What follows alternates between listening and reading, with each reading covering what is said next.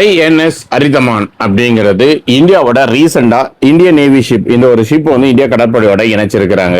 So இது இந்தியாவில் 3வது உள்நாட்டு அணுசக்தி நீர்மூழ்கி கப்பல். இது 3வது அப்படின்னா ஃபர்ஸ்ட் 2 என்ன அப்படின்னா 2014 முதல் கப்பல் இணைக்கப்பட்டது ஐஎன்எஸ் அரிஹண்ட் அப்படிங்கிறது. ஓகேவா. 2024 2வது ஐஎன்எஸ் அரிகாட் அப்படிங்கிறது. ஓகே. இப்போ 3வது ஐஎன்எஸ் அரிதமான். ஓகே.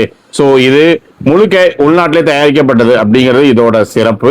இது இணைக்கப்பட்டது எப்போ கடற்படை இணைக்கப்பட்டுச்சு, எங்க இணைக்கப்பட்டுச்சு அப்படின்னா ஏப்ரல் 2026 விசாகப்பட்டினம் கடற்படை தளத்துல தயாரிக்கப்பட்டதும் உருவாக்கப்பட்ட இடமும் விசாகப்பட்டினம் ஆந்திர பிரதேசம் தான். ஓகே. சோ இதுல ஒரு முக்கியமான விஷயம் இன்னொன்னு, இந்தியாவோட அணு ஆயுத ஏவும் திறன் என்ன அப்படின்னா அந்த இடத்துல ஒரு டேர்ம் அணுசக்தி முக்கோணம், நியூக்ளியர் ட்ரையட் அப்படிங்கிறது வரும். அது என்ன அப்படிங்கிறத பார்ப்போம்.